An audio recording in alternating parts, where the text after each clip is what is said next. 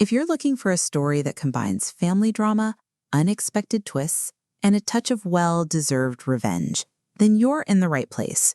Subscribe to our channel and hit that notification bell so you don't miss out on more true stories that will leave you speechless.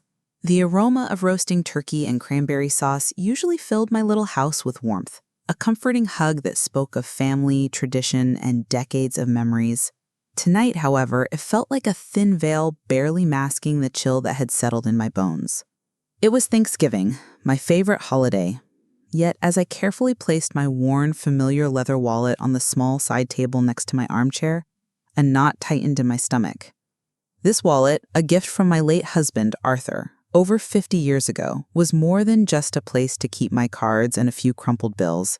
It was a relic, a testament to a life lived, full of love, hard work, and modest but meaningful achievements. The leather was soft, almost buttery from years of use. And though scuffed in places, it felt like an extension of myself. I'd spent the entire morning in the kitchen carefully preparing Arthur's famous sweet potato casserole, making sure every marshmallow was perfectly toasted just as he used to do. It was my small way of keeping his memory alive, a loving gesture for the family gathering I had meticulously organized. The doorbell rang, pulling me from my thoughts, and the house instantly filled with the boisterous sounds of my son, Robert, his wife, Sarah, and their 2 adult children, my grandchildren, Michael and Emily. Robert, ever the pragmatist, immediately started talking about the leaky faucet in the guest bathroom, even before he'd properly given me a hug. Sarah, always impeccably dressed, surveyed the living room with a critical eye, her gaze lingering a little too long on the slightly faded upholstery of my antique sofa. "Grandma Eleanor, darling, you really outdid yourself with the casserole," Emily chirped, giving me a quick, almost dismissive peck on the cheek. She was sweet, but always a little superficial, more concerned with appearances than genuine connection. Michael, on the other hand, was a different story.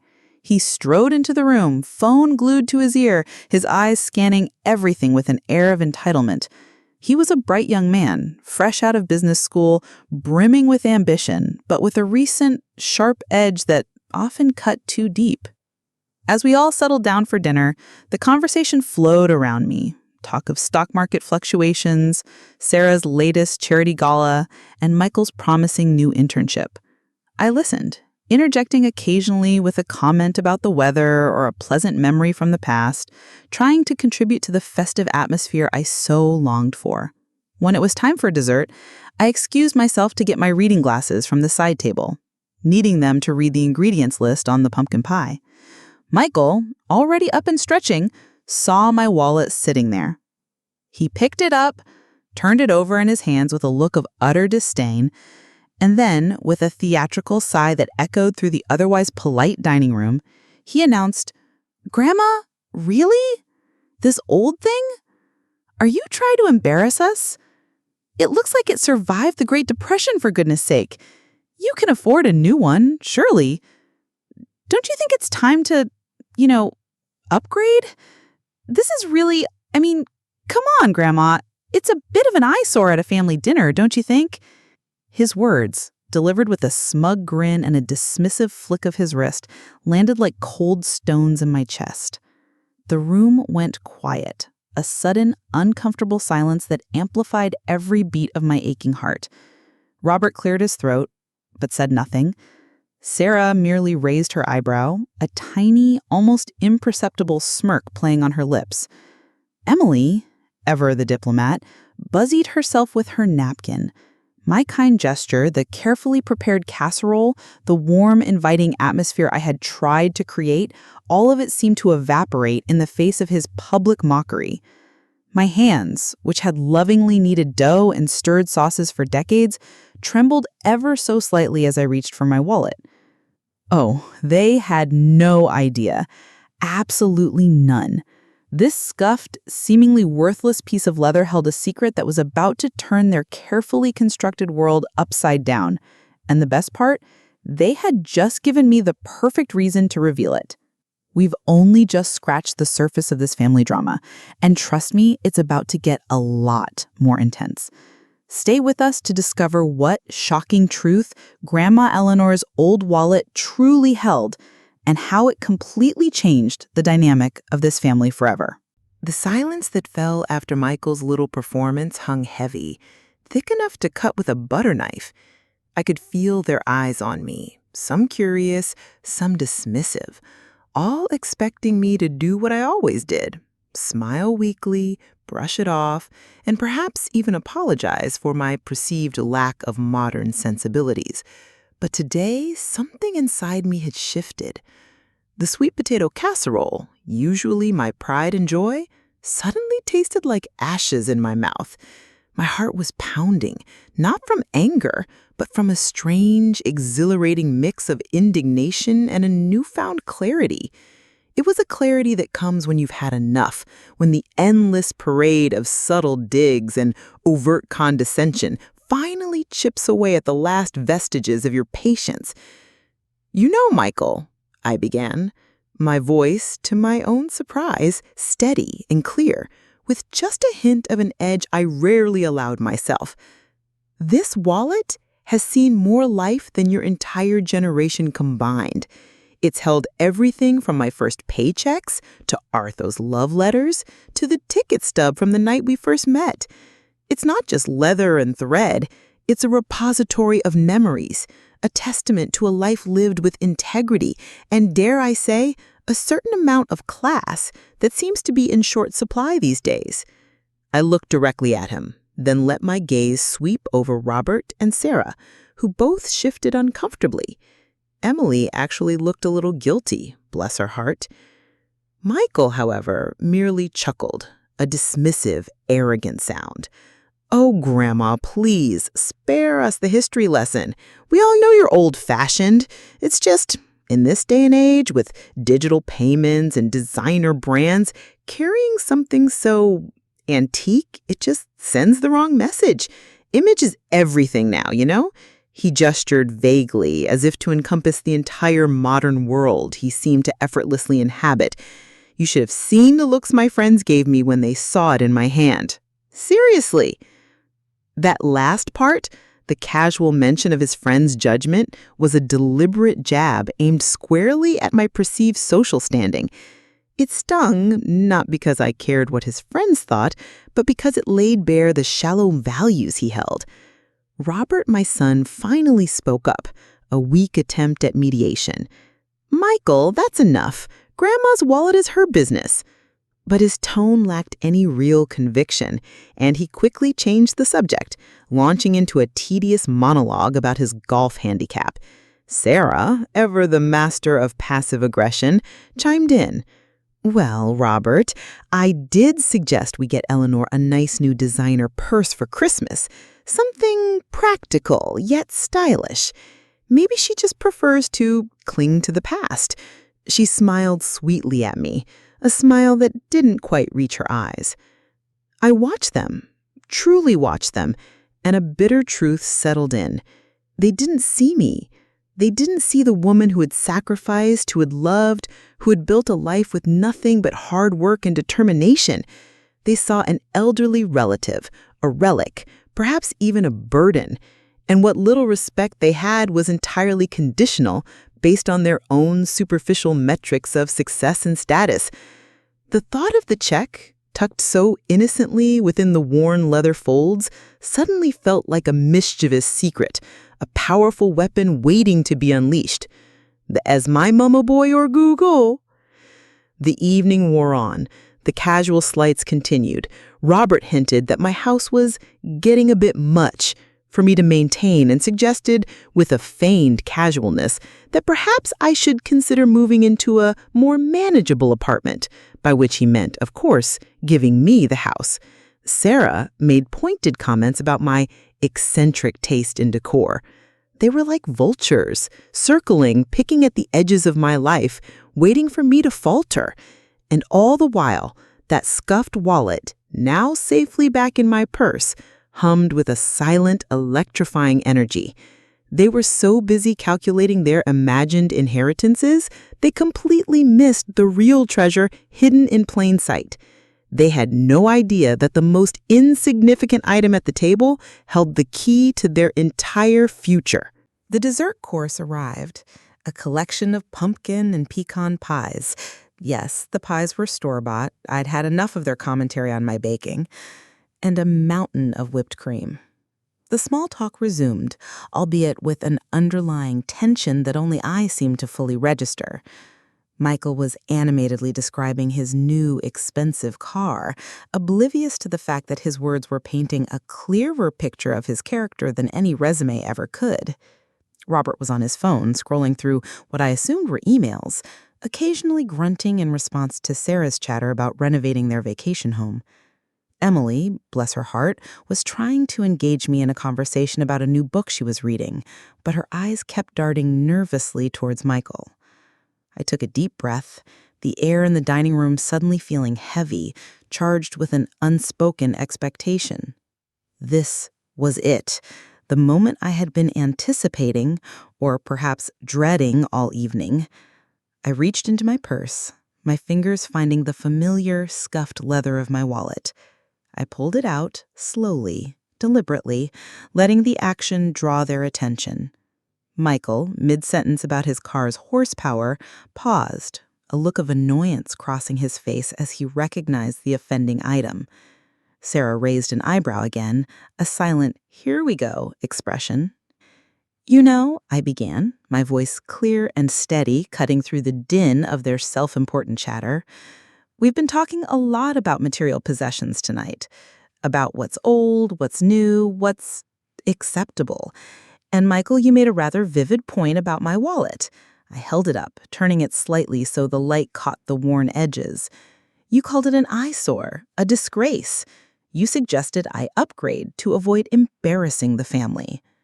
Michael's face flushed slightly, caught off guard by my directness. "Grandma, I was just saying," he started, a nervous chuckle escaping him.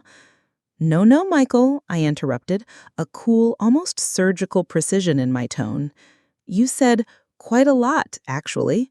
You implied that my humble belongings somehow reflect poorly on your status." I saw Robert's head snap up from his phone, a flicker of concern in his eyes. Sarah's smirk vanished, replaced by a look of wary curiosity. "Well, you see," I continued, a slow, knowing smile spreading across my face, "this eyesore of a wallet, this relic from a bygone era, holds something rather interesting. Something that might just define what acceptable means in this family." I unzipped the main compartment, the small, familiar sound echoing in the sudden silence. Their eyes, now glued to my hands, widened slightly. Robert leaned forward, his golf handicap forgotten. Sarah's posture stiffened. Michael's arrogant grin had completely disappeared, replaced by a look of puzzled apprehension. Slowly, deliberately, I pulled out a single pristine piece of paper. It was a bank check, crisp and substantial, folded once. I unfolded it, making sure the face of it was clearly visible to everyone at the table. A collective gasp, barely audible, escaped them. The numbers, printed boldly in black ink, seemed to scream from the paper. $75 million, .00. $75 million, and beneath the sum a name, Eleanor Vance, my name. The silence that followed was absolute. Not a single breath was drawn, not a fork scraped a plate. Michael's mouth hung slightly open, his eyes fixated on the check, as if hypnotized. Robert's face had gone pale, his gaze darting from the check to my face, then back again. Sarah's perfectly composed features had completely crumpled, replaced by a mixture of disbelief and almost a painful avarice. "This," I said, my voice now resonant with quiet authority, holding the check up for them to fully absorb, "was a gift, a gesture of profound gratitude from an old friend, a gentleman whose life I quietly helped turn around many, many years ago when no one else would give him the time of day. He remembered, even after all these decades. And unlike some, He wasn't concerned with the outward appearance of my wallet. He saw the heart within it. I let that sink in, watching the kaleidoscope of emotions play across their faces: shock, greed, confusion, and then, slowly, a dawning horror. The horrors that their dismissive comments, their thinly veiled contempt, had been directed at someone who held the reins of unimaginable wealth. The $75 million seemed to hum in the air, a silent, powerful judge of their character. This was just the beginning of their reckoning. The silence, after my pronouncement, stretched on, suffocating and heavy. It was the kind of silence that happens when all pretenses are stripped away, leaving only raw, naked desire and a healthy dose of fear. Michael, who moments ago had been a picture of youthful arrogance, now looked as if he'd swallowed his tongue. His eyes, fixed on the check, seemed to calculate, to scheme, even as the color drained from his face. Robert, usually so composed, fidgeted with his napkin, his gaze darting between the check and me, a desperate, almost pleading look beginning to creep into his eyes. And Sarah, my daughter-in-law, whose entire demeanor usually screamed refined, now resembled a hungry predator, her eyes wide with undisguised avarice. $75 million? Robert finally managed to stammer, his voice a strained whisper. It was less a question and more an involuntary expulsion of breath, as if the sheer weight of the number had physically pressed it out of him. "Indeed, Robert," I replied, my voice calm, almost detached, a stark contrast to the earthquake I had just unleashed. I held the check out a little further, letting them all get another good look. "It's a rather substantial sum, wouldn't you agree?" Sarah, recovering from her initial shock, was the first to find her voice, though it was now laced with an almost desperate sweetness I hadn't heard from her in years. "Eleanor, my dear, this is simply astonishing. You never said a word. Oh, how wonderful for you. For us, I mean. For the family." Her eyes gleamed, already mentally furnishing a new wing on their mansion, or perhaps a private jet. Michael, not to be outdone, suddenly found his tongue. "Grandma, this is incredible. I mean, I always knew you were, shrewd, a real survivor. And that wallet? It's vintage, a real antique. It has character. I was just teasing. You know my sense of humor, Grandma. I love that wallet. It's so you." He launched into a pathetic, transparent attempt to backtrack, his words tumbling over each other in a desperate attempt to curry favor. The arrogance was gone, replaced by a pathetic, cringing sycophancy that was frankly nauseating. He even tried to reach for the check, as if to examine its authenticity, but I subtly pulled it back, just out of his grasp. I watched them, these people who had just moments ago dismissed me, judged my belongings, and treated me as an inconvenient relic. Their transformation was immediate, complete, and utterly predictable. The mask of polite indifference had fallen, revealing the raw, grasping avarice beneath. It was a grotesque, silent auction of their souls, each one vying for my attention, for a piece of the pie they now so desperately craved. Emily, alone amongst them, looked genuinely uncomfortable, her gaze fixed on her plate, though even she couldn't resist a quick, bewildered glance at the check. "Funny," I mused aloud, my voice still gentle, but with an underlying current of steel, "how an eyesore can suddenly become a vintage antique when $75 million are involved. It truly is a remarkable metamorphosis, isn't it? Robert cleared his throat, pushing his half-eaten dessert away. Mother, listen, about what Michael said.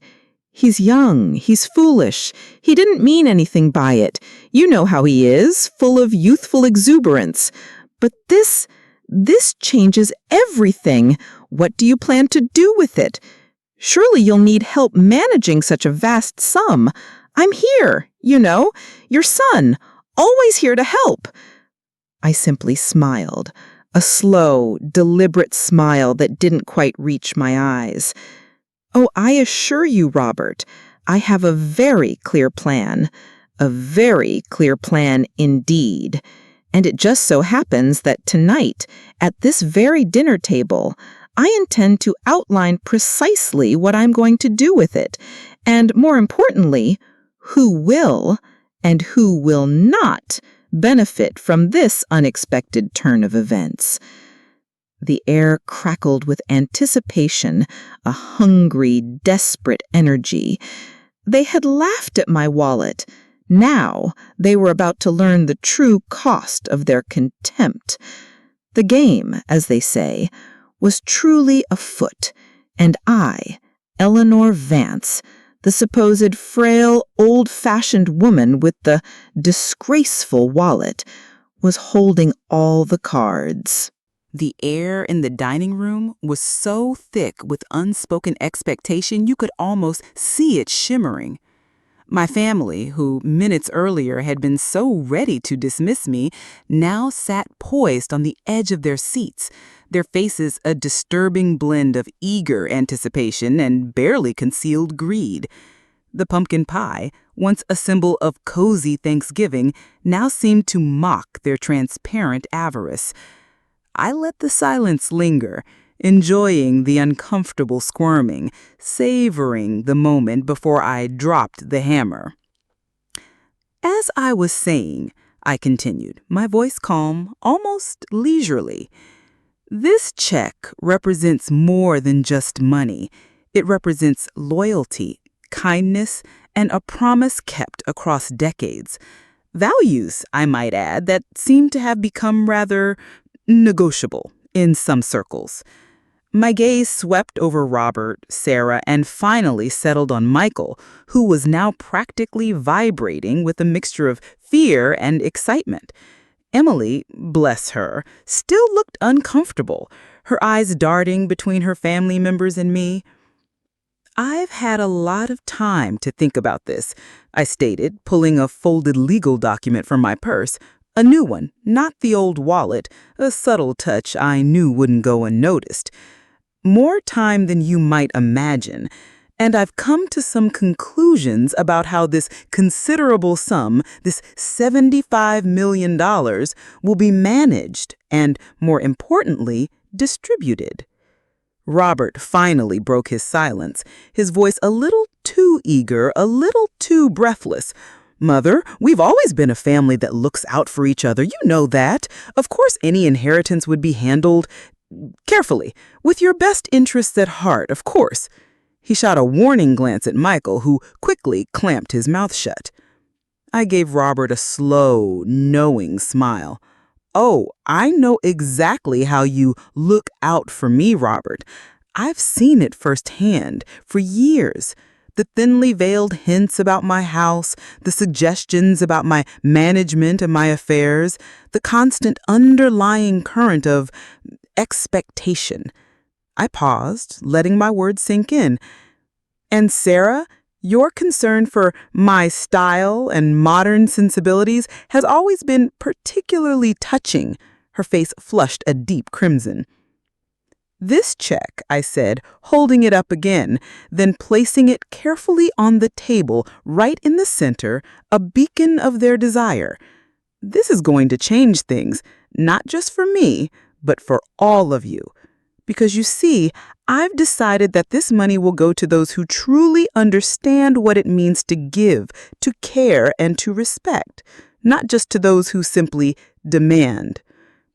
I picked up the legal document, unfolding it. I spent the last few weeks, after I received this, revisiting my estate plans. I consulted with Arthur's old lawyer, Mr. Henderson, a man of impeccable integrity, unlike some I could mention.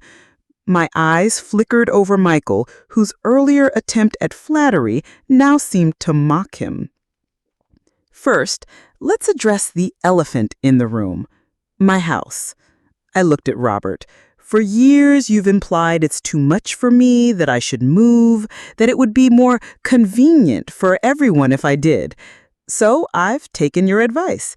This house, the one Arthur and I built together, the one you seem to think is your birthright, it is no longer part of my estate to be divided among you. Robert's jaw dropped. Sarah gasped, a small, choked sound. Michael let out a strangled cry. "Grandma, what are you saying? You can't!" He spluttered, his voice rising in panic. "Oh, but I can, Michael." "And I have," I said, a wave of profound relief washing over me as I saw their entitled faces contort with shock and dismay. This was the first of many shocks, and I was just getting warmed up. The air in the dining room became impossibly still. Robert was practically vibrating with fury, his face a mask of disbelief. Sarah had gone from crimson to an unhealthy shade of mottled gray, her eyes wide with a terrifying blend of shock and pure, unadulterated rage. Michael, however, was the most satisfying to observe. His face was a contorted mess of panic and utter despair, the kind that comes when a carefully constructed world collapses in an instant. Emily, my dear Emily, was the only one who seemed to grasp the moral weight of the moment, her expression a mix of sorrow and perhaps a flicker of understanding. "The house?" Robert finally sputtered, his voice hoarse as if he were choking on the words. "You gave away our house? The family home?" I met his gaze, my own unwavering. "It was never your house, Robert. It was my house, Arthur and mine. And yes, I gave it away to people who will cherish it, who need it, and who won't spend their time dissecting my belongings or subtly suggesting I'm a burden." I held up the check again, letting its immense value hang in the air between us. "And that, my dear family, brings us to the remaining $75 million. Their eyes, previously full of rage, now flickered back to the check, a desperate hope rekindling in their depths. They couldn't help it. The sheer sum was too enticing, too tempting to completely give up on. You see, I've decided that this money will not be squandered on those who see me only as a stepping stone or whose values align more with fleeting trends than with genuine human connection. I looked directly at Michael.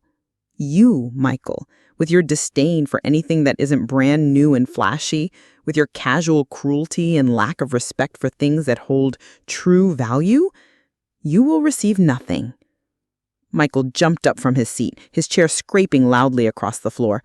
"What? Grandma, this is insane. I'm your grandson, your only grandson. You can't do this." His voice was shrill, pathetic. "Oh, but I can, and I have," I replied, my eyes as cold as a winter morning. "And as for you, Robert and Sarah," I paused, letting the tension build, watching their faces contort with a mixture of dread and a desperate, clinging hope. "Your years of subtle digs, your thinly veiled attempts to control my life, your constant assessment of my worth based on your own superficial standards, they have not gone unnoticed. For your efforts, for your unwavering support in encouraging my independence," I said with a flicker of genuine sarcasm in my tone, "you will each receive a token. Enough to buy yourselves a new, perhaps slightly less eyesore wallet, Michael, and perhaps, Robert, a new set of golf clubs. Consider it a parting gift for your exemplary patience." I reached back into my purse and pulled out 2 crisp $100 bills. I laid them on the table. Next to the $75 million check, the contrast hilariously stark. Their eyes, previously full of rage, now flickered back to the check, a desperate hope rekindling in their depths. They couldn't help it. The sheer sum was too enticing, too tempting to completely give up on. You see, I continued, my voice gaining a quiet power, I've decided that this money will not be squandered on those who see me only as a stepping stone, or whose values align more with fleeting trends than with genuine human connection. I looked directly at Michael. You, Michael, with your disdain for anything that isn't brand new and flashy, with your casual cruelty and lack of respect for things that hold true value, you will receive nothing. Michael jumped up from his seat, his chair scraping loudly across the floor. What? Grandma, this is insane! I'm your grandson, your only grandson. You can't do this.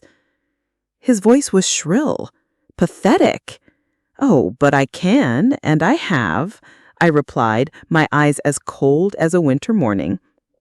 And as for you, Robert and Sarah, I paused, letting the tension build, watching their faces contort with a mixture of dread and a desperate, clinging hope. Your years of subtle digs, your thinly veiled attempts to control my life, your constant assessment of my worth based on your own superficial standards, they have not gone unnoticed. For your efforts, for your unwavering support in encouraging my independence, I said with a flicker of genuine sarcasm in my tone, you will each receive a token, enough to buy yourselves a new, perhaps slightly less eyesore wallet, Michael, and perhaps, Robert, a new set of golf clubs. Consider it a parting gift for your exemplary patience. I reached back into my purse and pulled out 2 crisp $100 bills. I laid them on the table next to the $75 million check. The contrast was hilariously stark. Their faces were a picture of utter devastation, their years of calculated flattery and manipulation having backfired spectacularly. Then I turned to Emily, who had remained quiet throughout the entire ordeal. She looked genuinely shocked, but there was also a glimmer of something else in her eyes. Understanding, perhaps, even a hint of relief. Emily, I said softly, her name a gentle counterpoint to the storm raging around us, you, my dear, have always shown me a quiet kindness, a respect that wasn't conditional on my perceived wealth or status. You asked about my book. You listened. You tried to make me feel included, not like a project or a burden. I picked up the check, the one for $75 million. This money, the vast majority of it, will be used to establish a foundation in Arthur's name, a foundation dedicated to supporting young women pursuing careers in science and technology, just like his brilliant, forgotten sister, who never had the opportunity she deserved. It will fund scholarships, research, and mentorship programs. It will create a legacy of true value, not just material wealth. I then reached into my old, beloved wallet, the one Michael had so scorned, and pulled out a smaller, handwritten note. And for you, Emily, I said, handing it to her, a separate, more personal gift, enough to ensure your future is secure, to pursue your dreams without the burdens that so many young people face. It's not the lion's share, but it's a substantial amount that I believe you will use wisely and with the kind heart you've always possessed. Emily stared at the note, tears welling in her eyes.